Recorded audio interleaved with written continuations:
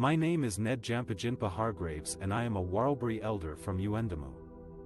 You may have seen my image on Facebook, where I was portrayed as an opponent of the Indigenous voice to Parliament.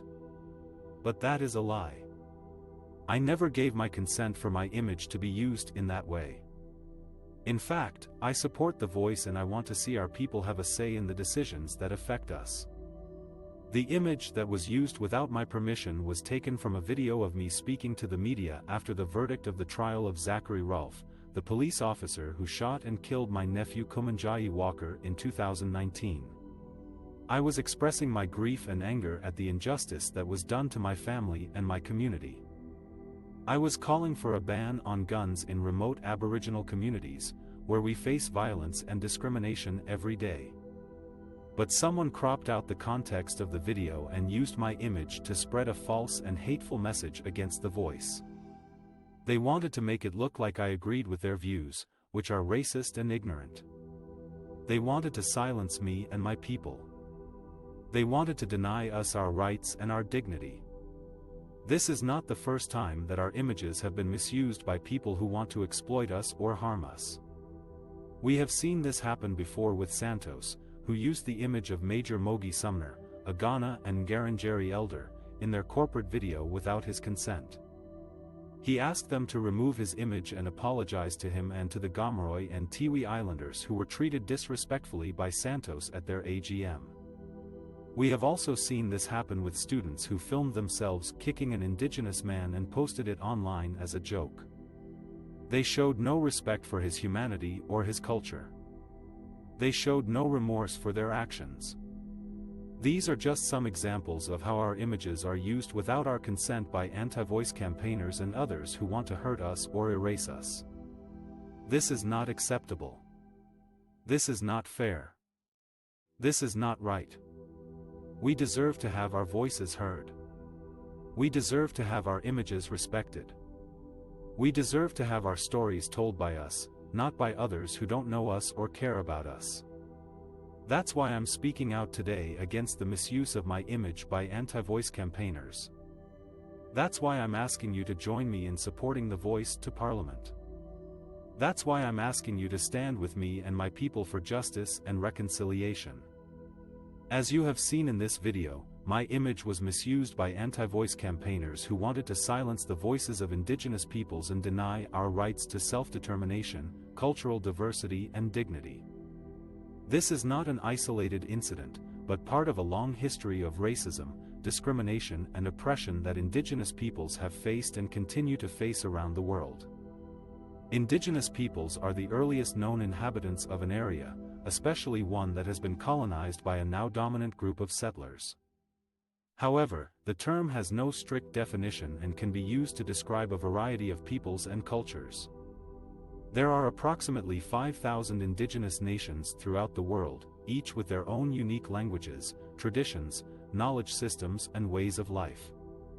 Indigenous peoples have contributed immensely to the richness and diversity of human civilization, as well as to the conservation and sustainable use of natural resources.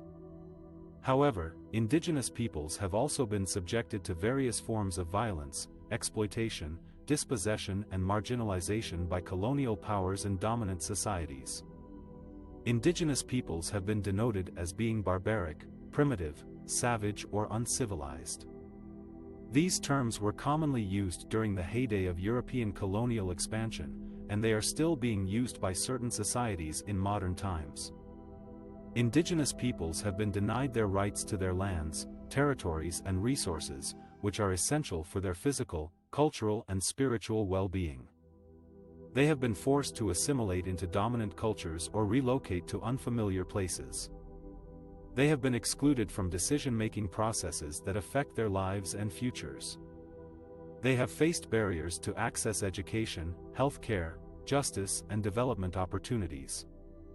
They have suffered from poverty, malnutrition, disease and violence at disproportionate rates. Despite these challenges, Indigenous peoples have resisted and persisted in defending their rights, identities and cultures. They have organized themselves into local, national and international movements to demand recognition, respect and justice. They have advocated for their rights to be enshrined in international law and national policies. They have formed alliances with other marginalized groups and civil society organizations to promote solidarity and cooperation.